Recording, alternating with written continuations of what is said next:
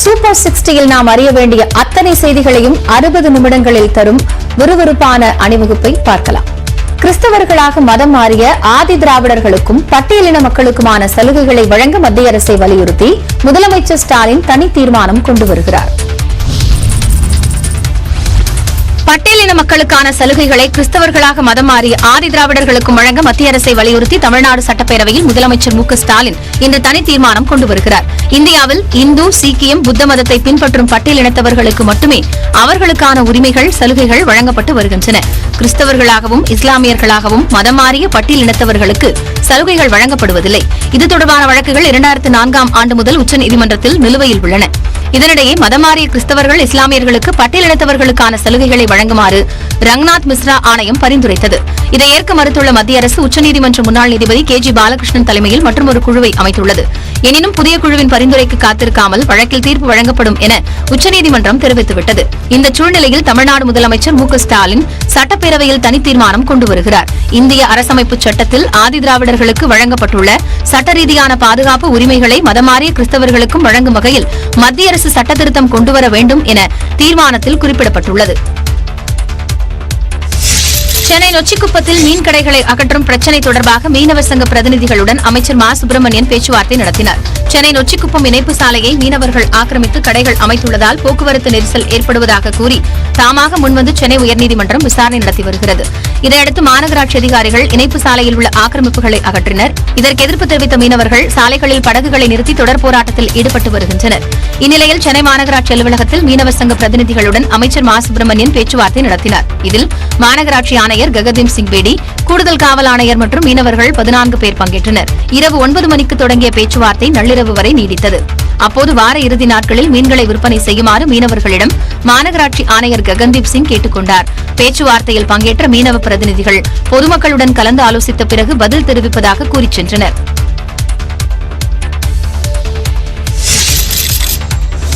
Nochikuppam loop சாலை மீனவர்கள் போராட்டத்தில் பங்கேற்ற விடுதலை சிறுத்தைகள் கட்சியின் தலைவர் திருமாவளவன் மீனவர்களுக்காக அரசே நீதிமன்றத்தில் மனு தாக்கல் செய்து வாதாட வேண்டும் என்றார். நொச்சிக்குப்பத்தில் இரவிலும் தொடர்ந்த போராட்டத்தில் திருமாவளவன் பங்கேற்று மீனவர்களின் கோரிக்கைகளை கேட்டறிந்தார். அப்போது பேசிய அவர் உயர்நீதிமன்ற தீர்ப்புக்கு எதிராக தமிழ்நாடு அரசு முறையீடு செய்ய வேண்டும் என்றார். இந்த தீர்ப்புக்கு எதிராக மேல்முறையீட்டு மனுவை தாக்கல் செய்து அரசே தாக்கல் செய்து இதில் வாதாட வேண்டும். தொடர்ந்து போராட்டத்தில் பங்கேற்ற பெண்கள் பேசுகையில் மீன்களை அதிகாரிகள் காலால் எட்டி உதைத்து சேதப்படுத்தியதாக கண்ணீருடன் கூறினர். தலையெல்லாம் வெயில போட்டுக்கணும், இங்கேயே குஞ்சுங்க அடுக்கிறோம்பா. பிடிச்சார மீனெல்லாம் ஆம்பளைங்க உயிரை பயணி வச்சு இப்போ பிடிச்சின்னு வருத்துங்க. காலாலி தட்டி தட்டி விடுறாங்கப்பா, காலாலி எட்டி இப்படி விடுறாங்க. மீனெல்லாம் வந்து வைக்காத அப்படியே தூக்கி கொட்டி போயிடுறாங்க. எப்படி நாங்க சாப்பிடுறது? உயிரே போனாலும் நொச்சிக்குப்பத்தை விட்டு செல்ல மாட்டோம் என பெண்கள் தெரிவித்தனர். நிஜமா கவுச்சு நாத்து உங்களுக்கு பிடிக்கலன்றவங்க இந்த பக்கம் வராதுங்க. யாரும் உங்களை வாவா நாங்க வெத்தலை பக்கம் வச்சு அழைக்கல. இது நாங்க எப்படி இந்த நாத்தை தான் நாங்க சோறு தூண்டுறோம், என் பிள்ளைங்களை படிக்க வைக்கிறோம். ஆளாக்குறதெல்லாம் இந்த நாத்தம் தான்ப்பா. நீங்க ஒண்ணு வரணும்னு எங்களுக்கு அவசியம் கிடையாதுப்பா, விடுப்பா. இதனால் இரவிலும் அப்பகுதி பரபரப்பாக காணப்பட்டது. கடலில் பேனா வைக்கின்ற போது நொச்சிக்குப்பத்தில் மீனவர்கள் ஏன் கடைகள் வைக்கக்கூடாது என்று நாம் தமிழர் கட்சியின் ஒருங்கிணைப்பாளர் சீமான் சரமாரியாக கேள்வி எழுப்பினார். சென்னை கலங்கரை விளக்கு முதல் பட்டினப்பாக்கம் வரையிலான லூப் சாலையில் மீன் விற்பனை கடைகளை உயர்நீதிமன்ற உத்தரவின் பேரில் சென்னை மாநகராட்சி அதிகாரிகள் அகற்றினர். இதனிடையே சட்டப்பேரவையில் மெரினாவில் உலகத்தரம் வாய்ந்த வணிக மையம் அமைக்கப்படும் என்று அறிவிக்கப்பட்டது. இத்தகைய சூழலில் மீனவர்கள் போராட்டத்தில் இறங்கியதை அடுத்து சீமான் அவர்களை நேரில் சந்தித்து ஆதரவு தெரிவித்தார். இப்ப நான் கடற்கரையில மீன் வைக்க கூடாது, ஆனா நீங்க கடலுக்குள்ள பேனா வைக்கலாமான்னு கேட்டா அதுக்கு உங்கள்ட்ட பதில் இருக்கா? பதில் இருக்கா?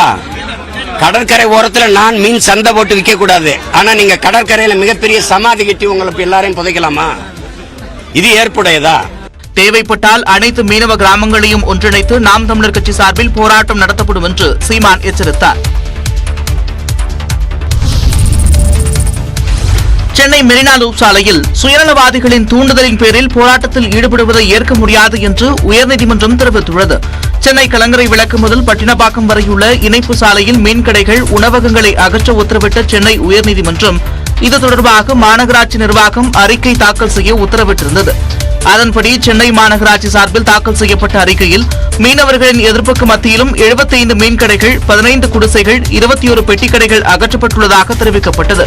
மேலும் உணவகங்கள் மற்றும் நடமாடும் உணவகங்கள் போன்ற ஆக்கிரமிப்புகளும் அகற்றப்படுவதாக குறிப்பிட்ட மாநகராட்சி நிர்வாகம் கலங்கரை விளக்கம் அருகே மீன் சந்தை கட்டுமான பணிகள் முடியும் வரை சாலையின் மேற்கு பக்கம் போக்குவரத்திற்கு இடையூறில்லாமல் கடைகளை அமைக்க அனுமதிக்க வேண்டும் என்று கோரிக்கை விடுத்தது. அப்போது சுயநலவாதிகளின் தூண்டுதலின் பேரில் போராட்டத்தில் ஈடுபட்டு போக்குவரத்தை முடக்குவதை ஏற்றுக்கொள்ள முடியாது என்று தெரிவித்த நீதிபதிகள் சட்ட ஒழுங்கு பிரச்சினையை ஏற்படுத்த வேண்டாம் என மீனவர்களிடம் அறிவுறுத்த வேண்டும் என வழக்கறிஞர்களிடம் வலியுறுத்தினர். மேலும் மாநகராட்சியின் கோரிக்கையை மனுவாக தாக்கல் செய்ய உத்தரவிட்டு வழக்கு விசாரணையை புதன்கிழமைக்கு ஒத்திவைத்தனர். விசாரணை கைதிகளின் பற்களை பிடுங்கிய விவகாரம் தொடர்பாக அம்பாசமுத்திரம், விக்ரமசிங்கபுரம், கல்லிடைக்குறிச்சி காவல் நிலையங்களில் விசாரணை அதிகாரி அமுதா நேற்று விசாரணை மேற்கொண்டார். நெல்லை அம்பாசமுத்திரத்தில் விசாரணை கைதிகளின் பற்கள் பிடுங்கப்பட்ட விவகாரத்தில் விசாரணை அதிகாரியான அமுதா அம்பாசமுத்திரம், விக்ரமசிங்கபுரம் மற்றும் கல்லிடைக்குறிச்சி காவல் நிலையங்களில் அதிரடியாக ஆய்வு நடத்தினார். நெல்லை அம்பாசமுத்திரத்தில் ஏஎஸ்பி பல்பீர் சிங்கால் துன்புறுத்தலுக்கு ஆளானதாக இதுவரை 13 பேர் சிறப்பு விசாரணை அதிகாரி அமுதா முன்பு நேரில் ஆஜராகி வாக்குமூலம் அளித்தனர். நெல்லை மாவட்ட ஆட்சியர் கார்த்திகேயன் அதிகாரி அமுதா முன் ஆஜரானார்.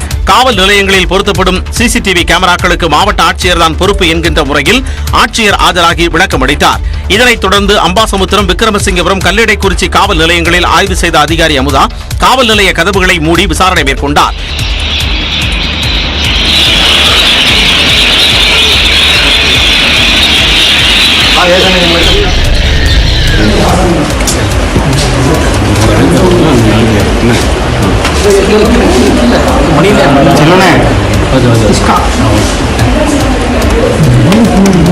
இதனிடையே அம்பாசமுத்திரத்தில் காவல் நிலையத்தை சித்திரவதை கூடமாக பல்பீர் சிங் பயன்படுத்தியதாக கூறப்படும் அறையின் பிரத்யேக காட்சிகள் வெளியாகியுள்ளன.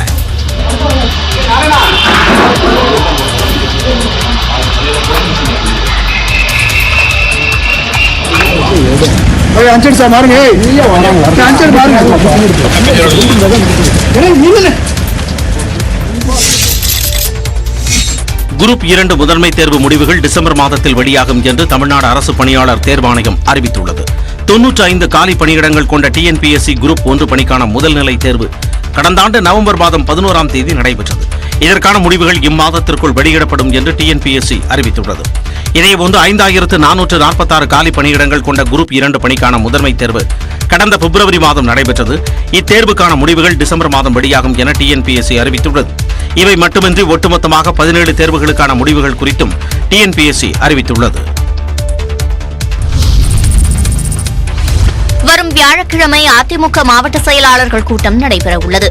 சென்னை ராயப்பேட்டையில் உள்ள அதிமுக தலைமை அலுவலகத்தில் நடைபெறவுள்ள இக்கூட்டத்தில் நாடாளுமன்ற மக்களவைத் தேர்தலுக்கான பூத் கமிட்டி அமைப்பது குறித்து ஆலோசிக்கப்பட உள்ளதாக தகவல் வெளியாகியுள்ளது. நாடாளுமன்ற தேர்தலுக்கு தயாராகும் வகையில் உறுப்பினர் சேர்க்கையை தீவிரப்படுத்துவது குறித்தும் இந்த கூட்டத்தில் ஆலோசிக்கப்பட உள்ளதாக தெரிகிறது.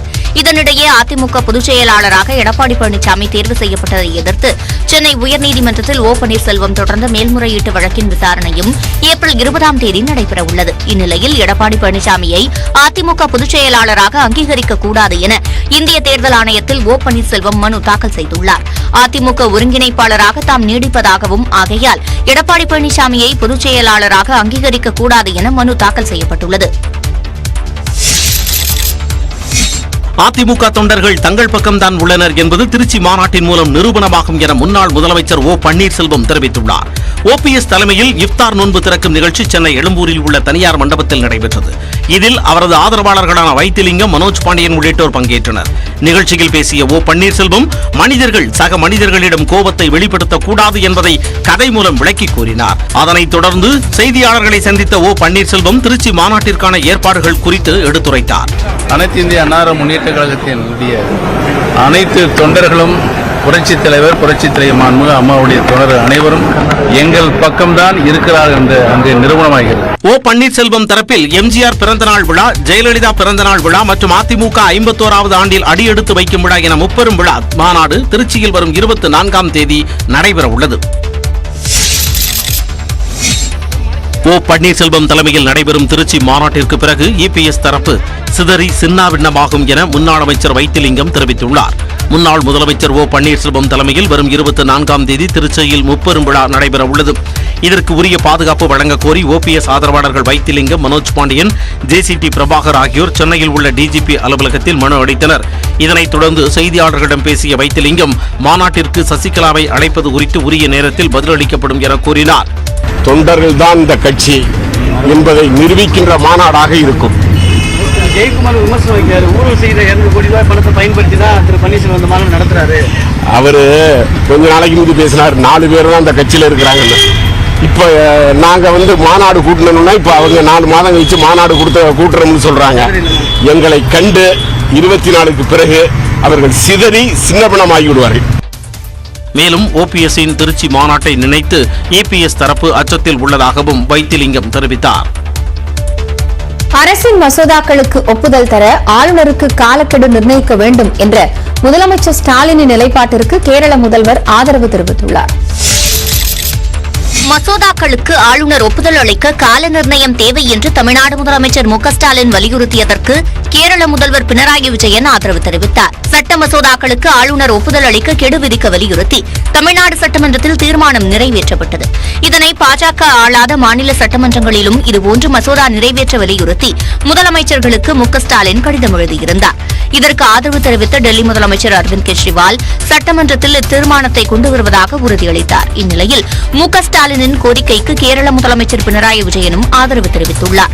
இது தொடர்பாக அவர் எழுதியுள்ள கடிதத்தில் மக்களால் தேர்ந்தெடுக்கப்பட்ட மாநில அரசுகள் இத்தகைய சிக்கலை சந்தித்து வருவதாக குறிப்பிட்டுள்ளார். மாநில அரசின் செயல்பாடுகளுக்கு தடையாக இருப்பதை ஒன்றிணைந்து எதிர்க்க வேண்டும் என்று கூறிய பினராயி விஜயன் மு க ஸ்டாலின் முன்வைத்த கோரிக்கைக்கு முக்கியத்துவம் அளித்து பரிசீலிப்பதாக தெரிவித்தார். இந்நிலையில் தனது கோரிக்கைக்கு ஆதரவளித்த கேரள முதலமைச்சருக்கு தமிழ்நாடு முதலமைச்சர் மு க ஸ்டாலின் நன்றி தெரிவித்தார். மாநில சுயாட்சிக்கு ஆபத்து நேரிடும் போதெல்லாம் தமிழ்நாடு மற்றும் கேரளா அரணாக நிற்பது வழக்கம் என்று குறிப்பிட்டுள்ளார். ஆளுநரின் அதிகாரம் தொடர்பான இந்த அறப்போராட்டத்திலும் நாம் வெற்றி பெறுவோம் என்று மு க ஸ்டாலின் தெரிவித்தார். சித்த மருத்துவ பல்கலைக்கழக மசோதா தொடர்பாக ஆளுநர் ஆர் என் ரவி மீண்டும் விளக்கம் கேட்டிருப்பதாக மருத்துவத்துறை அமைச்சர் மா சுப்பிரமணியன் தெரிவித்தார். சித்த மருத்துவ பல்கலைக்கழக அறிவிப்பை முதலமைச்சர் ஸ்டாலின் வெளியிட்ட நிலையில் அதன் மசோதா சட்டப்பேரவையில் நிறைவேற்றப்பட்டு கடந்த ஆண்டு ஆளுநர் ஒப்புதலுக்கு அனுப்பி வைக்கப்பட்டது. அந்த மசோதாவை ஆளுநர் திருப்பி அனுப்பிய நிலையில் மீண்டும் சட்டப்பேரவையில் மசோதா நிறைவேற்றப்பட்டு ஆளுநருக்கு அனுப்பி வைக்கப்பட்டது. இந்நிலையில் 2வது முறையாக அனுப்பப்பட்ட மசோதாவை ஆளுநர் 4 மாதங்களாக கிடப்பில் வைத்திருந்ததாகவும் கடந்த மாதம் சில விளக்கங்களை தமிழக அரசிடம் கேட்டதாகவும் அமைச்சர் மா சுப்பிரமணியன் பேரவையில் தெரிவித்தார். நிச்சயம் அந்த சித்த மருத்துவ பல்கலைக்கழகம் இன்றைக்கு தமிழ்நாட்டிற்கு வந்தே தீர வேண்டும் என்கிற நிலையில் சமூக ஆர்வலர்கள் மட்டுமல்ல, சித்த மருத்துவத்தில் ஈடுபாடு கொண்ட அனைவருமே இன்றைக்கு விரும்பிக் கொண்டிருக்கிறார்கள். ஆளுநர் அவர்கள் செய்ய வேண்டும் என்றும் இந்த மானிய விவாதத்தில் பதில் அளிக்கிற போது அவரையும் நாங்கள் கேட்டுக்கொள்ள கடமைப்பட்டிருக்கிறோம். ஆளுநர் கேட்டுள்ள தெளிவுரைகளுக்கு அரசு உரிய பதில் அளிக்கும் என்றும் அமைச்சர் மா சுப்பிரமணியன் தெரிவித்தார். சிஆர்பிஎஃப் தேர்வை தொடர்ந்து மத்திய பணியாளர் தேர்வாணைய தேர்வும் தமிழ் உள்ளிட்ட 13 மொழிகளில் நடத்தப்படும் என்று மத்திய அரசு அறிவித்துள்ளது. இதற்கு தமிழ்நாடு முதலமைச்சர் மு க ஸ்டாலின் வரவேற்பு தெரிவித்துள்ளார். மத்திய பணியாளர் தேர்வாணையம் சார்பில் MTS எனப்படும் மல்டி டாஸ்கிங் ஸ்டாஃப் தேர்வும் CHSLE எனப்படும் கம்பைன்டு ஹையர் செகண்டரி லெவல் தேர்வுகள் நடத்தப்பட உள்ளன. இந்த 2 தேர்வுகளும் இதுவரை ஆங்கிலம் மற்றும் இந்தியில் மட்டுமே நடத்தப்பட்ட நிலையில் தற்பொழுது தமிழ், மலையாளம், பெங்காலி, பஞ்சாபி உள்ளிட்ட 13 மாநில மொழிகளில் நடத்த மத்திய உள்துறை அமைச்சகம் அனுமதி வழங்கியுள்ளது. இதன் மூலம் லட்சக்கணக்கானோர் தங்களின் தாய்மொழியில் பிராந்திய மொழிகளில் தேர்வு எழுதி தேர்ச்சி பெற முடியும் என்று மத்திய அரசு தெரிவித்துள்ளது. வருகின்ற மே 2ஆம் தேதி தொடங்க உள்ள MTS தேர்வுக்கான அட்டவணை ஏற்கனவே வெளியாகியுள்ள நிலையில் CHSLE தேர்வு அட்டவணை மே மாதத்தில் வெளியிடப்பட உள்ளது. ஏற்கனவே வங்கி, எழுத்தர் மற்றும் ரயில்வே பணிக்கான தேர்வுகளை தமிழில் நடத்த மத்திய அரசு அனுமதி வழங்கியிருந்தது குறிப்பிடத்தக்கது. மத்திய அரசின் இந்த அறிவிப்புக்கு வரவேற்பு தெரிவித்துள்ள தமிழ்நாடு முதலமைச்சர் மு க ஸ்டாலின் கடந்த வாரம் தாம் உள்துறை அமைச்சர் அமித்ஷாவுக்கு எழுதிய கடிதத்தின் அடிப்படையிலும் பல்வேறு மாநிலங்கள் விடுத்த கோரிக்கையின் அடிப்படையிலும் மத்திய அரசு இந்த முடிவை எடுத்துள்ளதாக கூறியுள்ளார். மேலும் மத்திய அமைச்சர் ஜிதேந்திர சிங்கிற்கு நன்றி தெரிவித்துள்ள முதலமைச்சர் மத்திய அரசு நடத்தும் அனைத்து தேர்வுகளுக்கும் இது நீட்டிக்கப்படும் என நம்புவதாகவும் தெரிவித்துள்ளார். பால் உற்பத்தியாளர்கள், பால் கூட்டுறவு சங்கங்களுக்கு எந்தவித இடையூறும் இன்றி தொடர்ந்து பால் வழங்கப்பட்டு வருவதாக அமைச்சர் நாசர் தெரிவித்தார். பால் கொள்முதல் விலையை உயர்த்த கோரி உற்பத்தியாளர்கள் போராட்டம் நடத்தி வருவது குறித்து சட்டப்பேரவையில் பல்வேறு கட்சிகளைச் சேர்ந்த உறுப்பினர்கள் சிறப்பு கவன ஈர்ப்பு தீர்மானம் கொண்டு வந்தனர். இதற்கு பதிலளித்து பேசிய பால்வளத்துறை அமைச்சர் நாசர், பால் உற்பத்தியாளர்கள் லிட்டர் ஒன்றுக்கு 7 ரூபாய் உயர்த்தி வழங்க கோரிக்கை வைத்துள்ளதாகவும் கொள்முதல் விலை உயர்த்தி வழங்குவது அரசின் கொள்கை முடிவு என்றும் கூறினார். 1 லிட்டர் பாலை தமிழக முதல்வர் அவர்கள் 32 ரூபாயிலிருந்து 3 ரூபாய் உயர்த்தி கொடுத்த காரணம் 35 ரூபாய் கொடுத்து வாங்குறோம். இன்றைய தினம் மாண்புமிகு உறுப்பினருடைய ஒட்டுமொத்த கோரிக்கையும் முதல்வரிடம் எடுத்துச் சென்று அவருடைய கருத்துக்களை ஏற்ப முடிவு செய்யப்படும். மேலும் குறைந்த விலையில் கால்நடை தீவனம் போன்ற நலத்திட்டங்கள் பால் உற்பத்தியாளர்களுக்கு ஆவின் மூலம் வழங்கப்படுவதாகவும் அமைச்சர் நாசர் தெரிவித்தார். இதனால் பால் உற்பத்தியாளர்கள் எந்தவித இடையூறும் இன்றி எப்பொழுதும் போல் பால் கூட்டுறவு சங்கங்களுக்கு தொடர்ந்து பால் வழங்கி வருவதாக விளக்கமளித்தார். சிஐடியு போக்குவரத்து தொழிற்சங்கம் தமிழ்நாடு முழுவதும் மே மாதம் வேலைநிறுத்த போராட்டத்தில் ஈடுபட போவதாக அறிவித்திருக்கிறது. சிஐடியு தமிழ்நாடு அரசு போக்குவரத்து கழக தொழிற்சங்க மாநில குழு கூட்டம் திருப்பூரில் நடைபெற்றது. பின்னர் செய்தியாளர்களிடம் பேசிய சங்கத்தின் மாநில தலைவர் சவுந்தரராஜன், தனியார் மயம் கொண்டுவரப்பட மாட்டாது என்று அறிவித்துவிட்டு தற்போது அவுட் சோர்சிங் முறையில் பணியாளர்களை நியமிக்க இருக்கும் முடிவு கடும் கண்டனத்திற்குரியது என்று கூறினார். கோரிக்கைகளை வலியுறுத்தி மே 3ஆம் தேதிக்கு பின்பு வேலைநிறுத்த போராட்டம் நடைபெறும் என்று தீர்மானம் நிறைவேற்றப்பட்டிருப்பதாக கூறினார். ஆட்களை நியமிக்க வேண்டும், பேருந்துகள் முறையாக முழுமையாக இயங்க வேண்டும், மக்களுக்கு வசதிகள் கிடைக்க வேண்டும், சம்பளத்தை ஒழுங்கா கொடுக்கணும், ஊதியத்தை ஒழுங்கா கொடுக்கணும், நிலுவையில் இருக்கிற பணத்தை முழுவதையும் கொடுக்கணும். குறிப்பா ஓய்வூதியர்களுக்கு இருக்கிற 90 மாதத்துக்கு மேலாக நிலுவையில் வைத்திருப்பதை அவர்கள் உடனடியாக கொடுக்கணும். உடனடியாக செய்ய வேண்டியதை செய்ய வேண்டும் என்பதுதான் முக்கியமான விஷயம். இந்த போராட்டம் தொடர்பாக மாநகர போக்குவரத்து கழக மேலாண்மை இயக்குநரிடம் சிஐடியு நோட்டீஸ் வழங்கியுள்ளது. 15 நாட்களுக்குள் தொழிலாளர் துறையும் தமிழக அரசும் தங்களுடன் பேச்சுவார்த்தை நடத்தி சமரச தீர்வு காணப்பட வேண்டும் என்றும் வலியுறுத்தப்பட்டுள்ளது. கடும் வெப்பத்திலிருந்து தொழிலாளர்களை பாதுகாக்கும் நோக்கில் பணி நேரத்தை மாற்றியமைக்க மாநில அரசுகளுக்கு மத்திய அரசு அறிவுறுத்தியுள்ளது. கோடை வெயில் கொளுத்தி வருவதால் 9 மாநிலங்களுக்கு இந்திய வானிலை ஆய்வு மையம் வெப்ப அலை எச்சரிக்கை விடுத்துள்ளது. இந்தியாவை பொறுத்தவரை கோடை வெயில் 113 டிகிரியை நெருங்கிக் கொண்டிருக்கிறது. தெலங்கானா மாநிலம் பூபால்பள்ளி மாவட்டத்தில் அதிகபட்சமாக 112.28 டிகிரி ஃபாரன்ஹீட் வெயில் கொளுத்தியது. மகாராஷ்டிர மாநிலம் மும்பையில் திறந்தவெளி மைதானத்தில் நடந்த நிகழ்ச்சியில் பங்கேற்ற 13 பேர் வெயிலுக்கு தாக்குப்பிடிக்க முடியாமல் மயங்கி விழுந்து பலியான சம்பவம் அதிர்ச்சியை ஏற்படுத்தியது. இதனிடையே மேற்கு வங்கம், பீகார், ஆந்திரா, பஞ்சாப், ஹரியானா உள்பட 9 மாநிலங்களில் அடுத்த சில நாள்களுக்கு வெப்ப அலை வீசும் என்று இந்திய வானிலை ஆய்வு மையம் ஆரஞ்சு எச்சரிக்கை விடுத்துள்ளது. வெயில் தாக்கம் அதிகமாக இருப்பதால் மேற்கு வங்கம் மற்றும் ஒடிசாவில் பள்ளிகளை மூட உத்தரவிடப்பட்டுள்ளது. திரிபுராவில் பள்ளி நேரம் அதிகாலைக்கு மாற்றப்பட்டுள்ளது. இந்நிலையில் தமிழகத்தை பொறுத்தவரை 13 நகரங்களில் வெயில் 100 டிகிரியை தாண்டியது. ஈரோட்டில் அதிகபட்சமாக 106 டிகிரி ஃபாரன்ஹீட் வெயில் வறுத்தெடுத்தது. இதனிடையே கடும் வெப்பத்திலிருந்து தொழிலாளர்களை பாதுகாக்கும் நோக்கில் பணி நேரத்தை மாற்றியமைக்க மத்திய அரசு அறிவுறுத்தியுள்ளது. மாநில அரசுகளுக்கு மத்திய தொழிலாளர் நலத்துறை சார்பில் எழுதியுள்ள கடிதத்தில் ஆலைகள் மற்றும் சுரங்கங்கள் தவிர்த்து கட்டுமான பணிகளில் ஈடுபடும் தொழிலாளர்கள் மீதும் கூடுதல் கவனம் செலுத்த அறிவுறுத்தப்பட்டுள்ளது. விருத்தாச்சலம் அருகே டீ கடையில் தண்ணீர் குடித்ததற்காக நரிக்குறவர் சமூகத்தைச் சேர்ந்த சிறுவன் தாக்கப்பட்ட சம்பவம் பெரும் அதிர்ச்சியை ஏற்படுத்தியுள்ளது. கடலூர் மாவட்டம் பள்ளிப்பட்டு சமத்துவபுரத்தில் வசித்து வருபவர் குப்பன். இவர் தனது 5 வயது பேரன் சித்தார்த்துடன் தேநீர் அருந்துவதற்காக மங்களம்பேட்டையில் உள்ள ஆப்பிள் என்ற கடைக்கு சென்றார். அப்போது அந்த சிறுவன் கடையில் வைக்கப்பட்டிருந்த குடுவையில் இருந்து தண்ணீர் அருந்தினான். இதனை கண்ட கடை உரிமையாளர் அண்ணாதுரை சிறுவனின் சாதி பெயரை சொல்லி திட்டியதுடன் அவனை தாக்கவும் செய்தார். இதனால் அதிர்ச்சியடைந்த சிறுவனின் தாத்தா குப்பன் அண்ணாதுரையை தட்டி கேட்டார். அப்போது அங்கிருந்த நாற்காலியால் அவரையும் அண்ணாதுரை கடுமையாக தாக்கினார். இதனையடுத்து அண்ணாதுரை மீது மங்களம்பேட்டை காவல் நிலையத்தில் குப்பன் புகார் அளித்தார். அதன்படி டீக்கடை உரிமையாளர் அண்ணாதுரை மீது வன்கொடுமை தடுப்பு சட்டத்தின் கீழ் வழக்கு பதிவு செய்த காவல்துறையினர் அவரை கைது செய்தனர். சம்பவம் குறித்து அறிந்த கடலூர் காவல் கண்காணிப்பாளர் ராஜாராமன் மங்களம்பேட்டை காவல் நிலையத்தில் நேரில் விசாரணை நடத்தினார். அண்மையில் சென்னை ரோஹிணி திரையரங்கிற்குள் நரிக்குறவ சமூக மக்கள் அனுமதிக்கப்படாத சம்பவம் அதிர்வலைகளை ஏற்படுத்திய நிலையில் அதே சமூகத்தைச் சேர்ந்த சிறுவன் தாக்கப்பட்ட சம்பவம் அதிர்ச்சியை ஏற்படுத்தியுள்ளது. பட்டியல் சமூக மக்களின் முன்னேற்றத்திற்காக பாடுபட்ட எல் இளைய பெருமாளுக்கு கடலூர் மாவட்டம் சிதம்பரத்தில் 100 நினைவரங்கம் அமைக்கப்படும் என்று முதலமைச்சர் மு க ஸ்டாலின் அறிவித்துள்ளார். எல் இளைய பெருமாள் 100 விழா தொடர்பாக 110 விதியின் கீழ் முதலமைச்சர் சட்டப்பேரவையில் அறிவிப்பு வெளியிட்டார். அப்போது பேசிய அவர், சமூக சீர்திருத்த தலைவர்களான அயோத்திதாச பண்டிதர், இரட்டைமலை சீனிவாசன் உள்ளிட்டோர் வரிசையில் கம்பீரமாக நின்று போராடியவர்களில் ஒருவர் எல் இளைய பெருமாள் என்று பெருமிதம் தெரிவித்தார். இளைய பெருமாளின் முயற்சியால் தான் சிதம்பரம் பள்ளிகளில் இரட்டை குடிநீர் பானை முறை முடிவுக்கு வந்ததாகவும் நினைவு கூர்ந்தார். பிற்காலத்தில் கொண்டு வரப்பட்ட வன்கொடுமை தடுப்பு சட்டத்துக்கு அடித்தளமே பெரியவர் இளைய பெருமாள் ஆணையத்தின் அறிக்கைதான். எல் இளைய பெருமாள் கடலூர் மாவட்டம் காட்டுமன்னார் கோவிலில் 1924ஆம் ஆண்டு பிறந்தவர். பட்டியலின மக்களின் முன்னேற்றத்திற்காக பாடுபட்டவர். அகில இந்திய தீண்டாமை ஒழிப்பு கமிட்டியின் முதல் தலைவராக பொறுப்பேற்றார். தமிழ்நாடு காங்கிரஸ் கமிட்டியின் தலைவராகவும் எல் இளைய பெருமாள் 1979 நியமிக்கப்பட்டார்.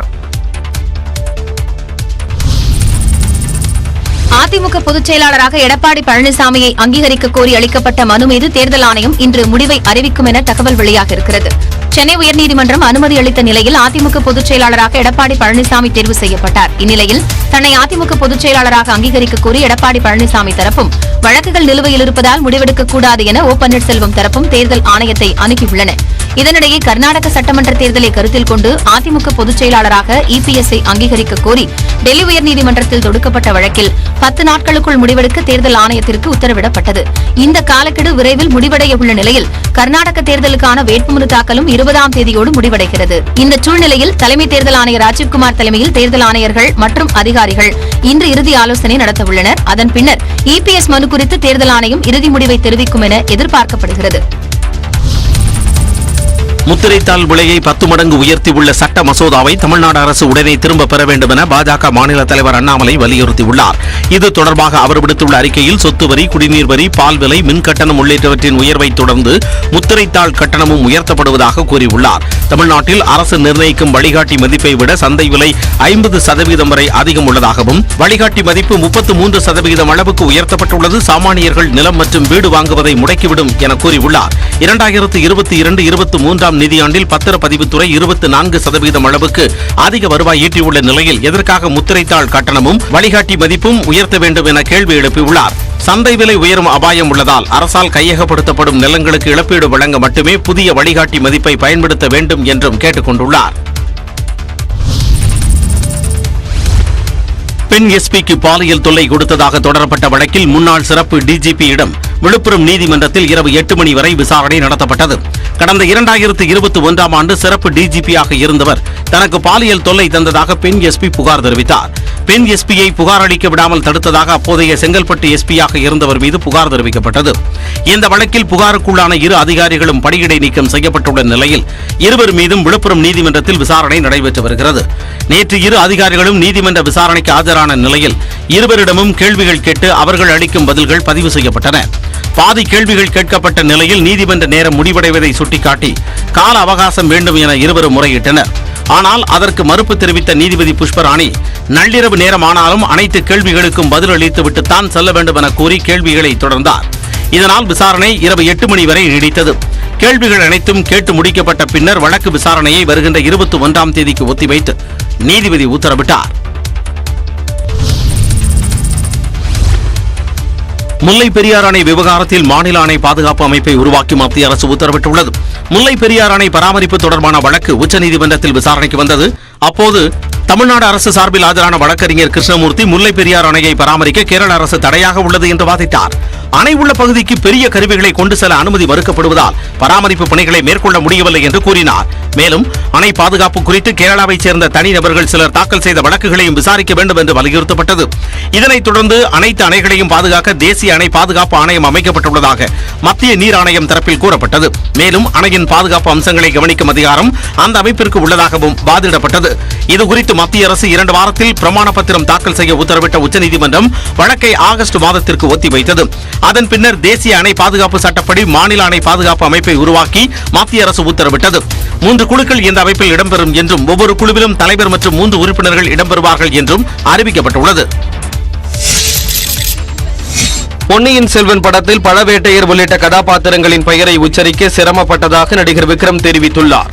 மணிரத்னம் இயக்கியுள்ள பொன்னியின் செல்வன் திரைப்படத்தின் 2ஆம் பாகம் வரும் 28ஆம் தேதி வெளியாக உள்ள நிலையில் படத்தை பிரபலப்படுத்தும் பணிகளில் படக்குழுவினர் தீவிரமாக ஈடுபட்டு வருகின்றனர். அதன்படி டெல்லி சென்றடைந்த படக்குழுவினர் ஸ்ரீராம் கல்லூரியில் நடைபெற்ற மீட் தி சோலாஸ் நிகழ்ச்சியில் பங்கேற்றனர். அதில் கல்லூரி மாணவர் ஒருவர் துருவ் விக்ரமின் ஆதித்யா வர்மா படத்தில் இடம்பெற்ற பாடலை பாடினார். அப்போது நடிகர் விக்ரம் திடீரென மேடை ஏறிய போது ரசிகர்கள் கரகோஷங்களை எழுப்பினர்.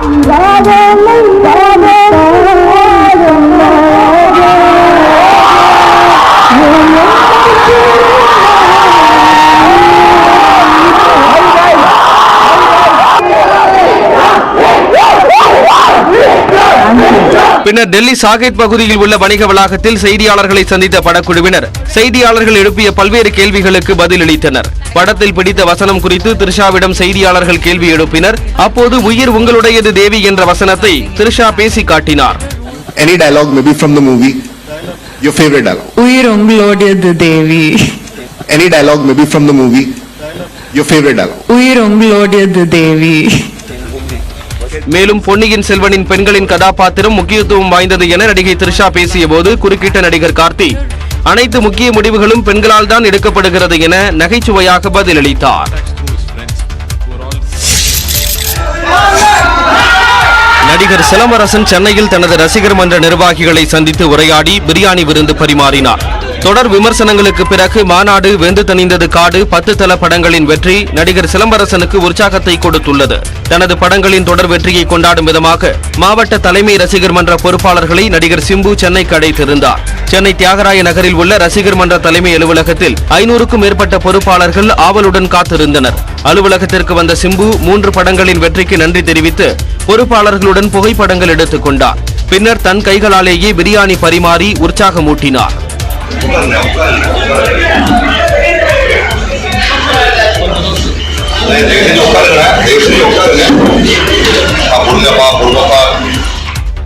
நீலகிரி மாவட்டம் கோத்தகிரி அருகே உள்ள செம்மனாரை கிராமத்திற்கு முதன்முறையாக இயக்கப்பட்ட அரசு பேருந்திற்கு பழங்குடியின மக்கள் பாரம்பரிய நடனமாடி உற்சாக வரவேற்பு அளித்தனர். நீலகிரி மாவட்டம் கோத்தகிரி அருகே பேருந்து வசதி இல்லாத பழங்குடியின கிராமத்திற்கு புதிய அரசு பேருந்து இயக்கப்பட்டதால் கிராம மக்கள் மகிழ்ச்சி அடைந்தனர்.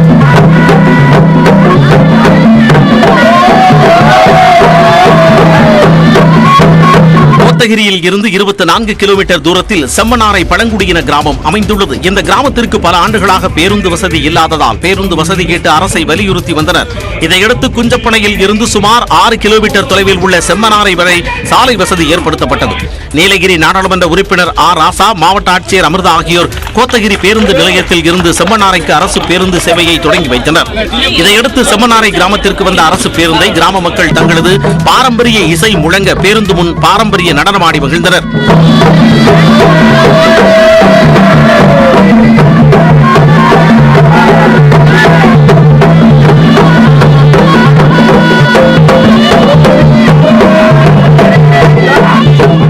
தங்கள் கிராமத்தில் முதல் முறையாக பேருந்தினை கண்ட கிராம மக்கள் மிகுந்த மகிழ்ச்சி அடைந்தனர். மதுரை அருகே புதிதாக கட்டப்பட்ட தொட்டாலே பொலபொலவென உதிரும் பேருந்து நிறுத்தம் குறித்த வீடியோ வெளியான நிலையில் அதனை சீரமைக்கும் பணிகள் தொடங்கியுள்ளன. மதுரை மாவட்டம் அங்காடிமங்கலம் ஊராட்சிக்கு உட்பட்ட கீழ வடக்கூரில் அரசு சார்பாக 5 லட்சம் ரூபாய் மதிப்பில் புதிதாக பேருந்து நிறுத்தம் அமைக்கப்பட்டது. ஆனால் இக்கட்டடம் தரமற்ற நிலையில் அமைக்கப்பட்டுள்ளதாகவும் கையால் தொட்டாலே கீழே பெயர்ந்து விடும் நிலையில் உள்ளதாகவும் வீடியோ ஒன்று வெளியானது.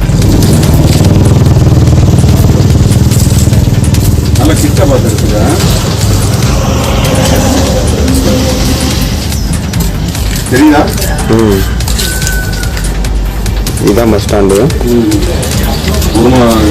கட்டி எவ்வளோ 1 வீக் ஆச்சு, ஒரு வாரம் ஆச்சு கட்டி. இந்த வீடியோ சமூக வலைதளங்களில் பரவிய நிலையில் பேருந்து நிறுத்த கட்டடத்தில் அதிகாரிகள் ஆய்வு மேற்கொண்டனர். இதனைத் தொடர்ந்து தரமற்ற முறையில் கட்டப்பட்ட பகுதிகளை இடித்துவிட்டு புதிதாக சீரமைக்க அதிகாரிகள் உத்தரவிட்டனர். அதன் அடிப்படையில் பேருந்து நிறுத்த கட்டடத்தை சீரமைக்கும் பணிகள் நடைபெற்று வருகின்றன. தமிழ்நாட்டில் பல்வேறு அரசு பள்ளிகளில் பழைய கட்டடங்கள் சேதமடைந்த நிலையில் உள்ளது குறித்து அவ்வப்போது செய்திகள் வெளியான வண்ணம் உள்ளன. அதனை சீரமைக்கும் பணிகளை மேற்கொள்ள அரசு சார்பில் நிதியும் ஒதுக்கப்பட்டுள்ளது. அதே நேரத்தில் புதிதாக கட்டப்படும் கட்டடங்களும் இதுபோன்ற தரமற்ற முறையில் அமைக்கப்படுவது அதிர்ச்சியை ஏற்படுத்தியுள்ளது. இதுதான் பஸ் ஸ்டாண்டு.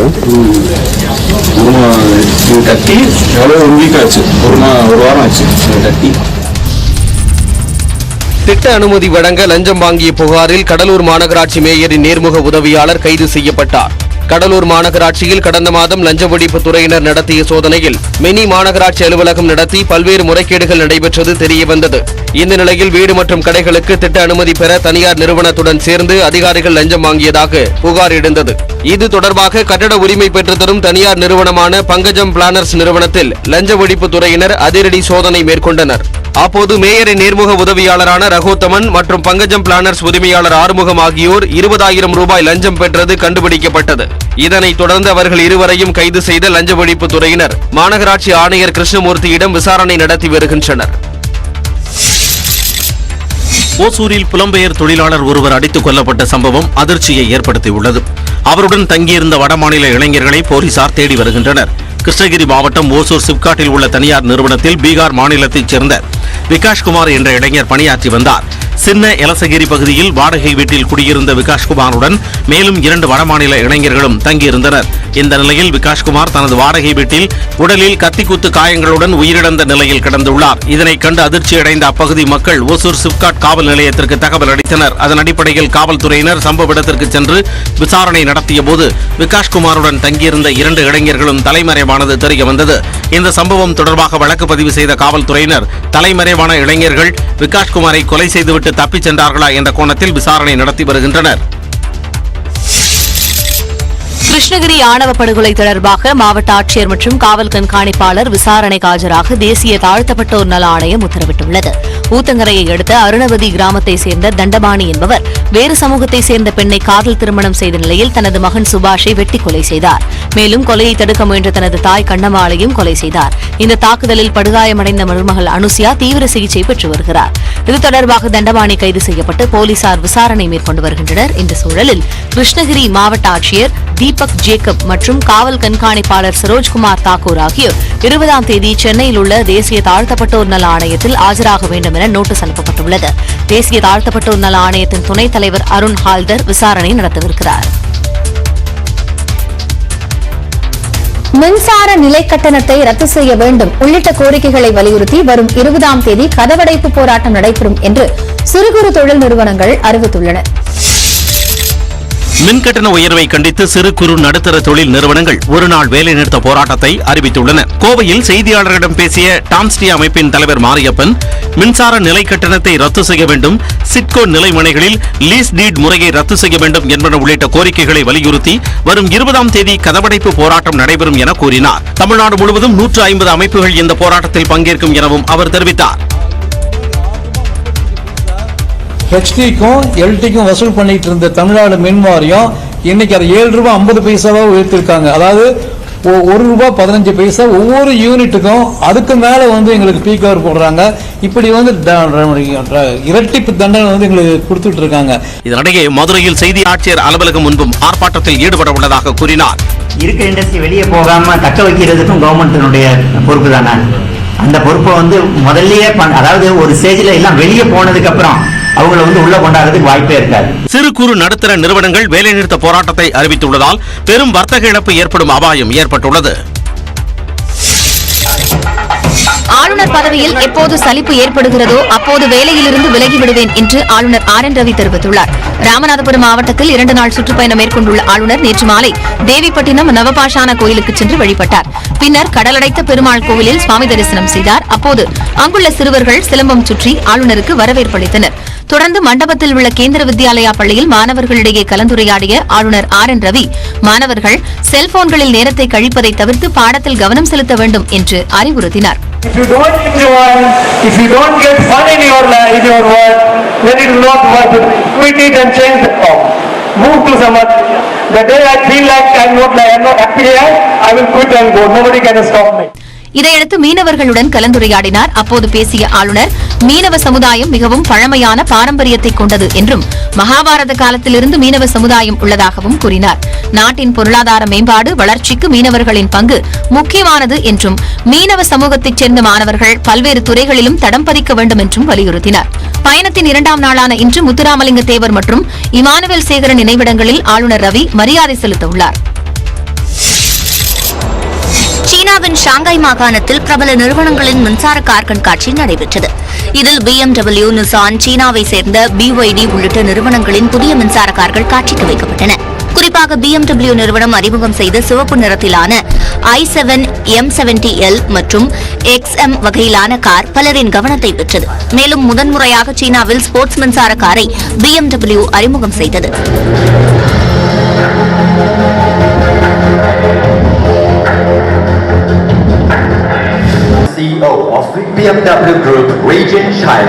சீனாவில் மின்சார வாகன தயாரிப்பை அதிகரிக்க அரசு பல்வேறு சலுகைகளை வழங்கி வருகிறது. இதன் விளைவாக பிரபல கார் நிறுவனங்கள் சீனாவில் முதலீடு செய்ய ஆர்வம் காட்டி வருகின்றன. மேலும் மின்சாதன பொருட்களும் அந்நாட்டில் தட்டுப்பாடின்றி கிடைப்பதால் மின்சார கார் தயாரிக்க ஏதுவான சூழல் நிலவுகிறது. கடந்த ஆண்டு உலகம் முழுவதிலும் விற்பனையான மின்சார கார்களில் 2/3 பங்கு சீனாவில் விற்பனையானது குறிப்பிடத்தக்கது. குட்கா முறைகேடு தொடர்பான வழக்கில் திருத்திய குற்றப்பத்திரிகை தாக்கல் செய்ய சிபிஐ கூடுதல் கால அவகாசம் கோரியுள்ளது. 2016 ஆண்டு செங்குன்றம் பகுதியில் குட்கா கிடங்கில் நடைபெற்ற வருமான வரி சோதனையில் டைரி ஒன்று கண்டெடுக்கப்பட்டது. அந்த டைரியில் உள்ள தகவலின்படி அப்போதைய தமிழக சுகாதாரத்துறை அமைச்சர் விஜயபாஸ்கர் மற்றும் காவல்துறை அதிகாரிகளுக்கு லஞ்சம் கொடுக்கப்பட்டதாக புகார் எழுந்த நிலையில் வழக்கு சிபிஐக்கு மாற்றப்பட்டது. இவ்விவகாரத்தில் முதலாவதாக தாக்கல் செய்த குற்றப்பத்திரிகையில் கிடங்கின் உரிமையாளர் உள்ளிட்ட 6 பேர்கள் மட்டுமே இடம்பெற்றிருந்தனர். அதனைத் தொடர்ந்து முன்னாள் அமைச்சர்கள் ரமணா, சி விஜயபாஸ்கர், முன்னாள் டிஜிபி டி.கே. ராஜேந்திரன், சென்னை காவல் முன்னாள் ஆணையர் ஜார்ஜ் உள்ளிட்ட 11 பேர்கள் இணைக்கப்பட்டு இரண்டாவதாக குற்றப்பத்திரிகை தாக்கல் செய்யப்பட்டது. இந்த குற்றப்பத்திரிகையில் தவறுகள் இருந்ததால் அதனை திருத்தி தாக்கல் செய்யுமாறு சென்னை சிபிஐ நீதிமன்றம் உத்தரவிட்டிருந்தது. இந்நிலையில் சிபிஐ தரப்பில் ஆஜரான வழக்கறிஞர் பிழைகளை திருத்திய குற்றப்பத்திரிகை இன்னும் தயாராகவில்லை என்றும், மேலும் மத்திய அரசின் அனுமதி கடிதம் இன்னும் தங்களுக்கு கிடைக்கவில்லை என்றும் தெரிவித்தார். அதனைத் தொடர்ந்து வழக்கு விசாரணை ஏப்ரல் 24ஆம் தேதிக்கு தள்ளி வைக்கப்பட்டது. கர்நாடகாவில் காங்கிரஸ் எம்பி கார்த்திக் சிதம்பரம் உள்ளிட்டோருக்கு சொந்தமான 11 கோடி ரூபாய் மதிப்பிலான சொத்துக்களை அமலாக்கத்துறை முடக்கியுள்ளது. கடந்த 2007ஆம் ஆண்டு ப. சிதம்பரம் மத்திய நிதியமைச்சராக பதவி வகித்த போது ஐஎன்எக்ஸ் மீடியா நிறுவனம் 305 கோடி ரூபாயில் வெளிநாட்டு நிதியை பெறுவதற்கு முறைகேடாக அனுமதி வழங்கியதாக குற்றச்சாட்டு எழுந்தது. இதன் அடிப்படையில் ப. சிதம்பரம் மீதும் அவரது மகன் கார்த்திக் சிதம்பரம் மீதும் கடந்த 2017ஆம் ஆண்டு சிபிஐ வழக்கு தொடர்ந்தது. அதனைத் தொடர்ந்து 2018ஆம் ஆண்டு அமலாக்கத்துறை தரப்பிலும் பண மோசடி வழக்கு தொடரப்பட்டு விசாரணை நடைபெற்று வருகிறது. அதன்படி ப. சிதம்பரம் மற்றும் கார்த்திக் சிதம்பரத்திற்கு தொடர்புடைய இடங்களில் சிபிஐ மற்றும் அமலாக்கத்துறை சார்பில் அவ்வப்போது சோதனைகளும் நடத்தப்பட்டு வருகின்றன. இந்த நிலையில் இவ்வழக்கு தொடர்பாக கர்நாடக மாநிலம் கூர்க் மாவட்டத்தில் உள்ள 11 கோடியே 4 லட்சம் மதிப்பிலான சொத்துக்களை பண மோசடி தடுப்பு சட்டத்தின் கீழ் அமலாக்கத்துறை முடக்கியுள்ளது. கார்த்திக் சிதம்பரம் மற்றும் சிலருக்கு சொந்தமான 3 அசையும் சொத்துக்கள், 1 அசையா சொத்து முடக்கப்பட்டுள்ளதாக அமலாக்கத்துறை தெரிவித்துள்ளது. கர்நாடக சட்டப்பேரவை தேர்தலில் வேட்புமனு தாக்கல் நாளையோடு நிறைவடையும் நிலையில் போட்டியிட வாய்ப்பு கிடைக்காத பலர் பதவிகளை ராஜினாமா செய்து வருகின்றனர். 224 தொகுதிகளை கொண்ட கர்நாடகாவில் ஒரே கட்டமாக மே 10ஆம் தேதி சட்டப்பேரவை தேர்தல் நடைபெறுகிறது. ஆட்சியை தக்கவைக்க பாஜகவும் மீண்டும் ஆட்சியை கைப்பற்ற காங்கிரசும் மதச்சார்பற்ற ஜனதாதளமும் தீவிரம் காட்டுவதால் மும்முனை போட்டி நிலவுகிறது. நாளையுடன் வேட்புமனு தாக்கல் நிறைவடையும் நிலையில் பாஜக 222 தொகுதிகளுக்கும் காங்கிரஸ் 216 தொகுதிகளுக்கும் பட்டியலை வெளியிட்டுள்ளன. போட்டியிட வாய்ப்பு கிடைக்காத நிலையில் இரு கட்சிகளைச் சேர்ந்தவர்கள் போர்க்கொடி தூக்கி வருகின்றனர். குறிப்பாக பாஜகவிலிருந்து முன்னாள் முதலமைச்சர் ஜெகதீஷ் ஷெட்டர் விலகிய நிலையில் காங்கிரஸ் சார்பில் போட்டியிட அவர் ஏற்கனவே எம்எல்ஏவாக உள்ள ஹூப்ளி தார்வாட் மத்திய தொகுதி ஒதுக்கப்பட்டுள்ளது. இந்த தொகுதியில் பாஜக சார்பில் போட்டியிடும் மகேஷ் முருசாவிர் மட அதிபதியை சந்தித்து ஆசி பெற்றார். அப்போது பேசிய மடாதிபதி ராஜ யோகேந்திரா லிங்காயத் சமூக வாக்குகள் பாஜகவுக்குத்தான் என்றார். இதனிடையே தேவதுர்கா தொகுதியில் இடம் வழங்கப்படாததால் காங்கிரசில் இருந்து விலகியுள்ள முன்னாள் எம்பி PV நாயக் பாஜகவில் இணைந்துள்ளார். அவருக்கு மான்வி தொகுதி வழங்கப்படும் என்று தெரிகிறது. இதேபோன்று புலிகேசி நகர் தொகுதியில் வாய்ப்பு கிடைக்காத நிலையில் காங்கிரஸ் எம்எல்ஏ ஸ்ரீனிவாசமூர்த்தி தனது பதவியை ராஜினாமா செய்துள்ளார்.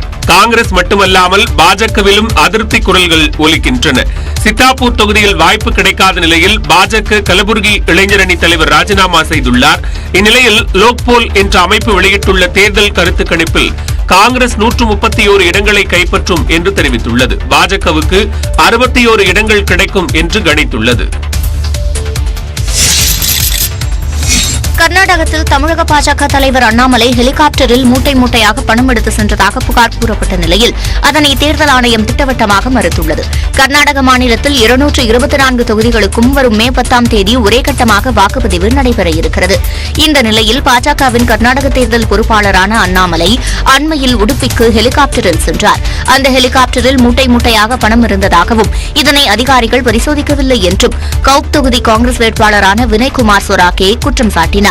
ನನಗೆ ಬಂದಿರುವಂತ ಇನ್ಫಾರ್ಮೇಶನ್ ಪ್ರಕಾರ ಹಣದ ಬಡ್ಡಿ ಬಂದಿದೆ ಅಂತ ಹೇಳಿ ಅದನ್ನು ನಾನು ಜಿಲ್ಲಾಧಿಕಾರಿಗಳ ಗಮನಕ್ಕೆ ತಂದಿದ್ದೇನೆ, SP ಅವರ ಗಮನಕ್ಕೆ ತಂದಿದ್ದೇನೆ. ಜಿಲ್ಲಾಧಿಕಾರಿಗಳು ಮತ್ತು SP ಅವರ ಬಗ್ಗೆ ನಮಗೆ ಭರವಸೆ ಇದೆ. ಅಂಥದ್ದು ರವಾನೆ ಆಗುವಂತ ಅವಕಾಶ ಇದ್ರೆ ಅದನ್ನು ಕೂಡಲೇ ಸೀಸ್ ಮಾಡುವಂತ ವ್ಯವಸ್ಥೆ ಮಾಡಬೇಕು. குற்றச்சாட்டை மறுத்துள்ள அண்ணாமலை மூத்த காங்கிரஸ் நிர்வாகியான வினய்குமார் சொராகே அதிருப்தியில் பேசுவதாக கூறினார். ಖರ್ಗೆ ಸಾಹೇಬ್ರವರು ಒಂದು ಡೆಸ್ಪರೇಷನ್ ಅಲ್ಲಿ ಮಾತಾಡ್ತಾರೆ. ಅವರು ಒಂದು ಒಳ್ಳೆ ಮಿತ್ರರೇ, ಡೆಸ್ಪರೇಷನ್ ಅಲ್ಲಿ ಮಾತಾಡ್ತಾರೆ. ಸೊ ಅವರು ಮಾತಾಡುವಾಗಲೇ ಗೊತ್ತಾಯಿತು ಸುರೇಶ್ ಶೆಟ್ಟಿ ಅವರು ಗೆದ್ಕೊಂಡು ಬರ್ತಾರೆ. இது தொடர்பாக பேசிய உடுப்பி தேர்தல் அதிகாரி சீதா அண்ணாமலை தேர்தல் நடத்தை விதிகளை மீறவில்லை என்றும் ஹெலிகாப்டர் சோதனையில் எந்த விதிமீறலும் ஏற்படவில்லை என்றும் விளக்கமளித்தார். இந்தியாவின் முதல் சர்வதேச அலைச்சறுக்கு போட்டியை மாமல்லபுரத்தில் ஆகஸ்ட் 14ஆம் தேதி முதல் நடத்துவதற்கான அறிவிப்பை அமைச்சர் உதயநிதி ஸ்டாலின் வெளியிட்டார். சென்னை ஆழ்வார்பேட்டையில் செய்தியாளர்களை சந்தித்த அவர் தமிழ்நாடு அரசின் இளைஞர் நலன் மற்றும் விளையாட்டு மேம்பாட்டுத்துறை மற்றும் தமிழ்நாடு சர்பிங் மற்றும் இந்திய சர்பிங் சம்மேளனம் ஆகியவை இணைந்து இந்தியாவில் முதல் முறையாக சர்வதேச சர்பிங் ஓபன் போட்டி நடத்தப்பட உள்ளதாக கூறினார். சர்வதேச அலைச்சறுக்கு போட்டியான இந்த போட்டி மாமல்லபுரத்தில் ஆகஸ்ட் 14ஆம் தேதி முதல் 20ஆம் தேதி வரை நடைபெறும் என்றும் இந்த தொடருக்காக தமிழ்நாடு அரசு 2,67,00,000 நிதி ஒதுக்கீடு செய்துள்ளதாகவும் தெரிவித்தார். குறைந்தது 2 மாசத்துக்கு ஒரு வாட்டி உங்களை எல்லாம் நான் மீட் பண்றேன் அப்படின்னு சொல்லியிருந்தேன். நான் இருக்கும்னு நினைக்கிறேன். ஆனா இப்போ 2 நாளைக்கு ஒரு வாட்டி உங்களை எல்லாம் மீட் பண்ணிட்டு இருக்கிறேன். அந்த அளவுக்கு நம்முடைய அரசு விளையாட்டுத்துறை விளையாட்டுக்கு முக்கியத்துவம் கொடுத்து வந்துட்டு இருக்கிறது. இப்போட்டியில் அதிகபட்சமாக 100 வெளிநாட்டு வீரர்கள் கலந்து கொள்வார்கள் என்று கூறினார். அடுத்தடுத்து பல சர்வதேச போட்டிகளை தமிழகத்தில் நடத்த திட்டமிட்டுள்ளதாக அமைச்சர் உதயநிதி தெரிவித்தார். புற்றுநோய் சிகிச்சைக்காக காஞ்சிபுரத்தில் அண்ணா மெமோரியல் ரிசர்ச் சென்டர் மருத்துவமனை விரைவில் திறக்க இருப்பதாக மக்கள் நல்வாழ்வுத்துறை அமைச்சர் மா சுப்பிரமணியன் தெரிவித்துள்ளார். சட்டப்பேரவையில் மருத்துவம் மற்றும் மக்கள் நல்வாழ்வுத்துறை மானிய கோரிக்கை மீதான விவாதத்தில் அதிமுக முன்னாள் அமைச்சர் விஜயபாஸ்கருக்கும் தற்போதைய மக்கள் நல்வாழ்வுத்துறை அமைச்சர் மா சுப்பிரமணியனுக்கும் இடையே காரசார விவாதம் நடைபெற்றது. பேறுகாலத்தில் கர்ப்பிணிகளுக்கு அம்மா பெட்டகம் கொடுப்பது தொடர்பாக விஜயபாஸ்கர் எழுப்பிய கேள்விக்கு பதிலளித்த அமைச்சர் மா சுப்பிரமணியன் 2006ஆம் ஆண்டில் கலைஞர் ஆட்சியில் இந்த திட்டம் தொடங்கப்பட்டு விட்டதாக கூறினார். அதிமுக ஆட்சி காலத்தில் 13 அரசு மருத்துவமனைகளுக்கு மட்டுமே உறுப்பு தானம் செய்யும் உரிமம் வழங்கப்பட்டிருந்தது என்றும் திமுக ஆட்சியில் 23 மருத்துவமனைகளுக்கு உயர்த்தி வழங்கப்பட்டிருப்பதாகவும் அமைச்சர் கூறினார். எங்கள் தலைவர் மாண்புமிகு நம்முடைய வணக்கத்துக்குரிய தளபதி அவர்களும் அவருடைய துணைவியாரும் அவர்களுடைய இறப்புக்கு பிறகு அவருடைய மறைவுக்கு பிறகு அவருடைய உடல் உறுப்புகளை தானம் செய்து இன்றைக்கு இந்தியாவுக்கே ஒரு முன்மாதிரி அரசியல் கட்சி தலைவராக இருப்பவர் தமிழ்நாட்டின் இன்றைய முதல்வர் அவர்கள். தொடர்ந்து பேசிய அமைச்சர் அதிமுக ஆட்சியில் ஒரு ஆரம்ப சுகாதார நிலையம் கூட கொண்டுவரப்படவில்லை என்றும் திமுக ஆட்சிக்கு வந்த பிறகு 50 ஆரம்ப சுகாதார நிலையங்கள் மக்கள் பயன்பாட்டிற்கு திறக்கப்பட இருப்பதாக கூறினார். ஊராட்சி பகுதிகளைப் போலவே பேரூராட்சி பகுதிகளிலும் 100 நாள் வேலை திட்டத்தை செயல்படுத்த நடப்பாண்டில் 200 கோடி ரூபாய் ஒதுக்கீடு செய்யப்பட்டிருப்பதாக நகராட்சி நிர்வாகத்துறை அமைச்சர் KN நேரு அறிவித்துள்ளார். சட்டப்பேரவையில் வினாக்கள் விடைகள் நேரத்தில் பேசிய அதிமுக உறுப்பினர் தங்கமணி, நகராட்சி பேரூராட்சிகள் மறுவரையறை செய்யும் போது அதனோடு அருகில் இருக்கும் ஊராட்சிகளை சேர்ப்பதற்கு மக்கள் எதிர்ப்பு தெரிவிப்பது தொடர்பாக கேள்வி எழுப்பினார். அதற்கு பதிலளித்த KN நேரு, நகராட்சிகளுடன் இணைக்கும் பொழுது 100 நாள் வேலை திட்டம் பறிபோய்விடும் என கருதி ஊராட்சி மக்கள் எதிர்ப்பு தெரிவிப்பதாக கூறினார். இதனை கருத்தில் கொண்டு பேரூராட்சிகளிலும் 100 நாள் வேலை திட்டம் செயல்படுத்துவதற்காக நடப்பாண்டில் நிதி ஒதுக்கப்பட்டிருப்பதாகவும் அதனால் நகராட்சிகளுடன் இணைக்கப்படும் ஊராட்சி மக்களும் பயன்பெறுவார்கள் என அமைச்சர் விளக்கமளித்தார். IPL தொடரில் ஹாட்ரிக் வெற்றியை மும்பை இந்தியன்ஸ் அணி பதிவு செய்துள்ளது. IPL கிரிக்கெட் தொடரில் சன்ரைசர்ஸ் ஹைதராபாத் அணிக்கு எதிரான போட்டியில் மும்பை இந்தியன்ஸ் அணி 14 ரன்கள் வித்தியாசத்தில் அசத்தல் வெற்றி பெற்றது. ஹைதராபாத்தில் நடைபெற்ற இப்போட்டியில் முதலில் களமிறங்கிய மும்பை அணி 5 விக்கெட்டுகள் இழப்பிற்கு 192 ரன்கள் குவித்தது. பின்னர் சவாலான இலக்கை விரட்டிய ஹைதராபாத் அணியில் தொடக்க வீரர் ஹாரி புரூக் 9 ரன்களிலும் அடுத்து வந்த ராகுல் திரு சந்தித்தனர். மறுமுனையில் சற்று நிதானமாக ஆடிய மற்றொரு தொடக்க வீரர் மயங்க் அகர்வால் 48 ரன்கள் சேர்த்து ஓரளவிற்கு நம்பிக்கை அளித்தார்.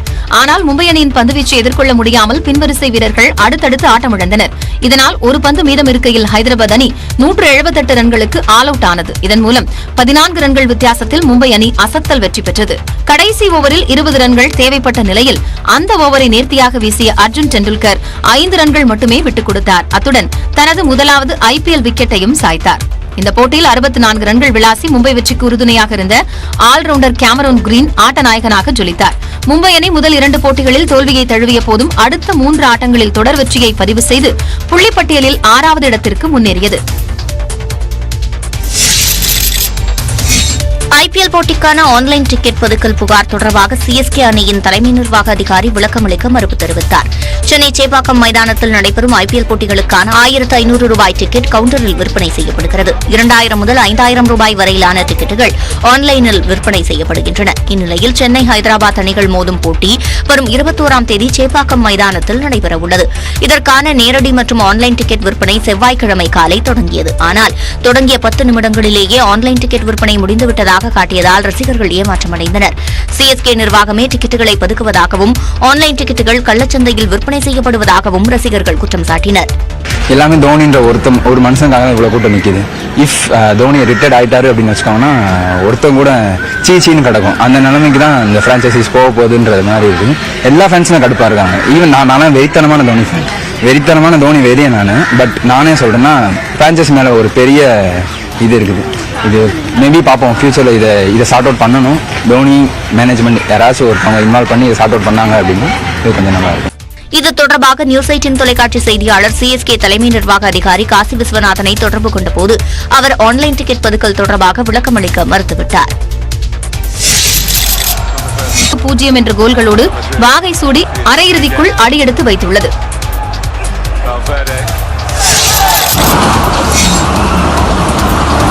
ஹைதராபாத்தில் திடீரென ஆலங்கட்டி மழை பெய்ததால் பொதுமக்கள் உற்சாகமாக நனைந்தபடி அவற்றை சேகரித்தனர். தெலுங்கானா மாநிலம் ஹைதராபாத்தில் வெயிலின் தாக்கம் அதிகரித்த நிலையில் சார்மினார் மற்றும் அதன் சுற்றுவட்டார பகுதிகளில் நேற்று மாலை கருமேகங்கள் திரண்டு இருள் சூழ்ந்தது. இதையடுத்து ஆலங்கட்டி மழை பெய்ததால் சாலைகளில் தண்ணீர் பெருக்கெடுத்து ஓடியது.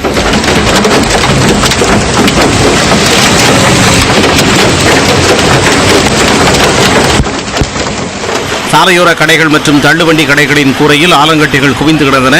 அதை கண்ட பொதுமக்கள் உற்சாக மிகுதியில் மழையில் நனைந்தபடி ஆலங்கட்டிகளை அள்ளினர்.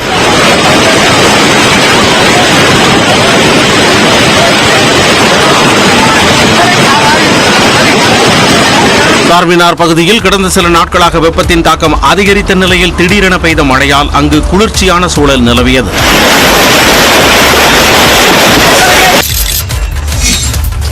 இந்தியாவில் முதன்முறையாக ஆப்பிள் நிறுவனத்தின் விற்பனையகம் மும்பையில் திறக்கப்பட்டது. அந்நிறுவனத்தின் தலைமை செயல் அதிகாரி டிம் குக் விற்பனையை தொடங்கி வைத்தார். ஆப்பிள் நிறுவனம் இந்தியாவில் விற்பனையை தொடங்கி 25 ஆண்டுகள் நிறைவடைந்ததை கொண்டாடும் வகையில் மும்பையில் அதிகாரப்பூர்வ நேரடி விற்பனையகம் திறக்கப்பட்டது. மும்பையின் பாந்த்ரா குர்லா வளாகத்தில் உள்ள ஜியோ வேர்ல்டு டிரைவ் மாலில் இந்தியாவின் முதல் ஆப்பிள் ஸ்டோரை அந்நிறுவனத்தின் சிஇஓ டிம் குக் திறந்து வைத்து வாடிக்கையாளர்களை வரவேற்றார். இதனால் அங்கு குழுமியிருந்த அனைவரும் கரவொலி எழுப்பி உற்சாகமடைந்தனர்.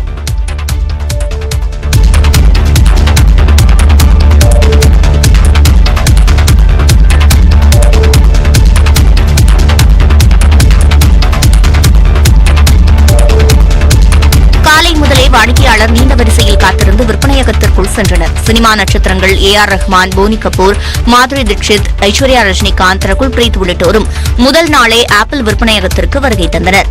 மும்பையை தொடர்ந்து ஏப்ரல் 20ஆம் தேதி டெல்லியின் சாகேத் பகுதியில் 2வது ஆப்பிள் ஸ்டோர் திறக்கப்பட உள்ளது. இதன் மூலம் ஆப்பிள் நிறுவனம் இந்தியாவில் நேரடியாகவும் மறைமுகமாகவும் சுமார் 10 லட்சம் வேலைவாய்ப்புகளை ஏற்படுத்தியுள்ளது. சீன தலைநகர் பெய்ஜிங்கில் பிரபல மருத்துவமனையில் ஏற்பட்ட பயங்கர தீ விபத்தில் 21 பேர் உயிரிழந்தனர். பிங்டாய் மாவட்டத்தில் உள்ள சசாங்பெங் மருத்துவமனையில் தீ விபத்து ஏற்பட்டுள்ளது. தீ மளமளவென பரவ ஆரம்பித்ததை அடுத்து மருத்துவமனையில் இருந்த நோயாளிகள் உள்ளிட்டோரை வெளியேற்றும் பணியில் ஈடுபட்டனர். பலர் உயிரை காப்பாற்றிக் கொள்ள ஜன்னல் வழியாக இறங்க முயற்சித்தனர். இதற்குள் விரைந்து வந்த தீயணைப்பு வீரர்கள் 70க்கும் மேற்பட்டோரை வெளியேற்றினர். தீவிர சிகிச்சை பிரிவில் அனுமதிக்கப்பட்டிருந்த 21 பேர் உயிரிழந்தனர். விபத்திற்கான காரணம் குறித்து காவல்துறையினர் விசாரணை நடத்தி வருகின்றனர். திங்கட்கிழமை சிசியாங் மாகாணத்தில் தொழிற்சாலை ஒன்றில் ஏற்பட்ட தீ விபத்தில் 11 பேர் உயிரிழந்த நிலையில் அடுத்த நாடே பெங்டாய் மாவட்டத்தில் நடந்த தீ விபத்தில் 21 பேர் உயிரிழந்தது சோகத்தை ஏற்படுத்தியுள்ளது. இடைவேளைக்கு பிறகு மற்ற செய்திகளை பார்க்கலாம்.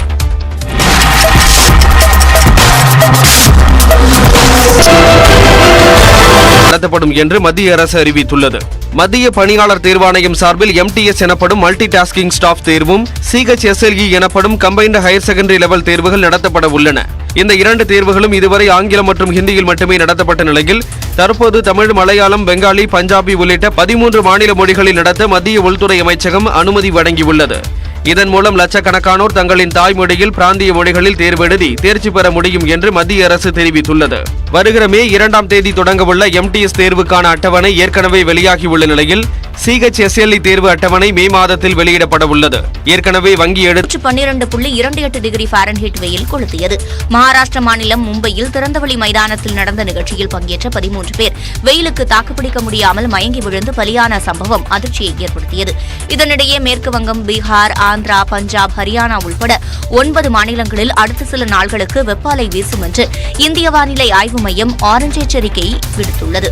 வெயில் தாக்கம் அதிகமாக இருப்பதால் மேற்குவங்கம் மற்றும் ஒடிசாவில் பள்ளிகளை மூட உத்தரவிடப்பட்டுள்ளது. திரிபுராவில் பள்ளி நேரம் அதிகாலைக்கு மாற்றப்பட்டுள்ளது. இந்நிலையில் தமிழகத்தை பொறுத்தவரை 13 நகரங்களில் வெயில் 100 டிகிரியை தாண்டியது. ஈரோட்டில் அதிகபட்சமாக 106 டிகிரி ஃபாரன்ஹீட் வெயில் வறுத்தெடுத்தது. இதனிடையே கடும் வெப்பத்திலிருந்து தொழிலாளர்களை பாதுகாக்கும் நோக்கில் பணி நேரத்தை மாற்றியமைக்க மத்திய அரசு அறிவுறுத்தியுள்ளது.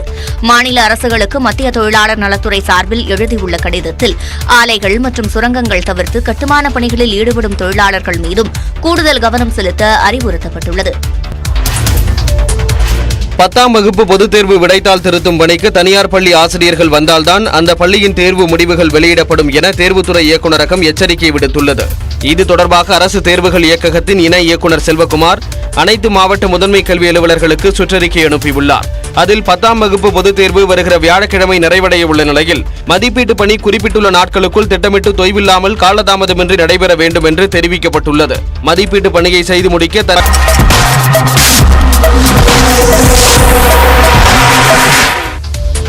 ஸ்ரீரங்கம் ரங்கநாதர் கோயில் தேரோட்டத்தை ஒட்டி அப்பகுதியே விழாக்கோலம் பூண்டுள்ளது.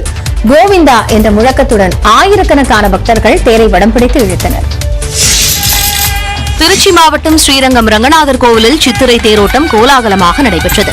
ஸ்ரீரங்கம் ரங்கநாதர் கோவிலில் சித்திரை தேர் திருவிழாவிற்காக கடந்த 11ஆம் தேதி கொடியேற்றப்பட்டது. முக்கிய நிகழ்வான தேரோட்டத்தை ஒட்டி இன்று அதிகாலை 4:45 மணியளவில் நம்பெருமாள் புறப்பட்டு தேர் மண்டபத்தை வந்தடைந்தார். காலை 6:30 மணிக்கு திருத்தேர் வடம் பிடிக்கப்பட்டது. ரங்கா கோவிந்தா என பக்தி முழக்கமிட்டவாறு ஆயிரக்கணக்கான பக்தர்கள் தேரை வடம் பிடித்து இழுத்தனர்.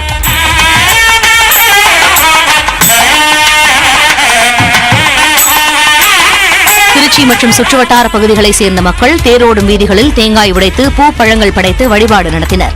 ஸ்ரீரங்கம் தேரோட்டத்தை முன்னிட்டு திருச்சி மாவட்டத்திற்கு இன்று உள்ளூர் விடுமுறை அறிவிக்கப்பட்டுள்ளது.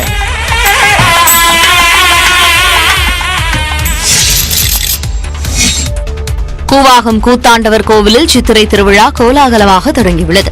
கள்ளக்குறிச்சி மாவட்டம் விழுந்தூர்பேட்டை அருகே உள்ள கூவாகம் கிராமத்தில் அமைந்துள்ள கூத்தாண்டவர் கோவிலின் சித்திரை திருவிழா கொடியேற்றம் சாகி வார்த்தல் நிகழ்ச்சியுடன் தொடங்கியது. விழாவினை ஒட்டி 7 கிராமங்களைச் சேர்ந்த 1000த்திற்கும் மேற்பட்ட மக்கள் தங்கள் வீடுகளில் இருந்து கூழ் மற்றும் கஞ்சி குடங்களுடன் மேளதாளங்கள் முழங்க ஊர்வலமாக கோவிலுக்கு சென்றனர். கூத்தாண்டவர் கோவிலுக்கு அருகில் உள்ள அம்மன் கோவிலில் கூழ் மற்றும் கஞ்சியை வைத்து அவர்கள் வழிபாடு நடத்தினர்.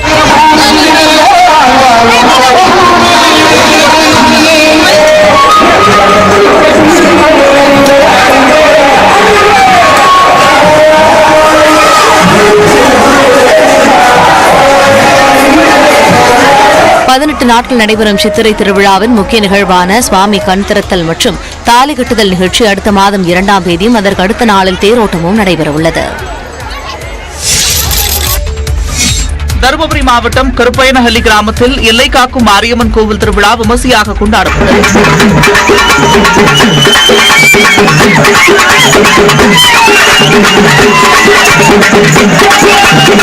7 கிராமங்களின் எல்லையை காக்கும் தெய்வமாக வணங்கப்படும் பயில் மாரியம்மன் கோவிலில் சித்திரை திருவிழா நடைபெற்றது. விழாவில் நூற்றுக்கணக்கானோர் விரதமிருந்து பால்குடம் சுமந்து வந்து அம்மனுக்கு அபிஷேகம் செய்தனர். முன்னதாக அம்மன் வேடம் அணிந்தவர்களின் நடன நிகழ்வு அனைவரையும் கவர்ந்தது.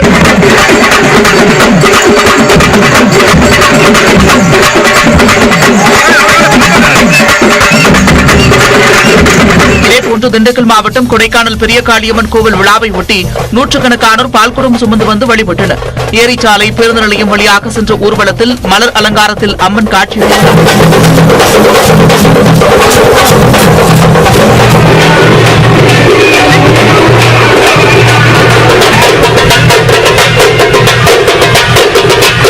விழாவில் திரளான பக்தர்கள் கலந்து கொண்டு சுவாமி தரிசனம் செய்தனர்.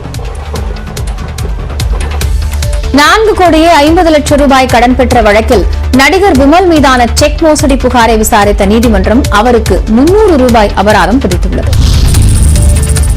செக் மோசடி வழக்கை இழுத்தடிக்கும் நோக்கில் செயல்பட்டதாக நடிகர் விமலுக்கு நீதிமன்றம் 300 ரூபாய் அபராதம் விதித்தது. மன்னர் வகையறா பட தயாரிப்புக்காக நடிகர் விமல் கோபி என்பவரிடம் 4 கோடியே 50 லட்சம் ரூபாய் கடன் பெற்றார். பின்னர் கடனை திருப்பி அளிக்க விமல் காசோலை கொடுத்துள்ளார். பணம் இல்லை என காசோலை திரும்பி வந்ததை அடுத்து விமல் மீது செக் மோசடி வழக்கு தொடரப்பட்டது.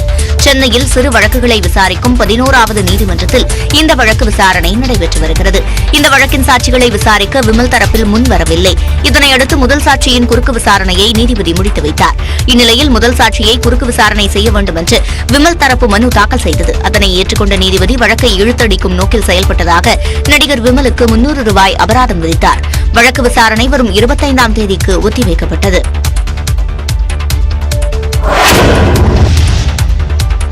மாணவிகளுக்கு பாலியல் தொல்லை இருந்த புகாரில் மதுரை காமராஜர் பல்கலைக்கழக பேராசிரியர் கைது செய்யப்பட்டுள்ளார்.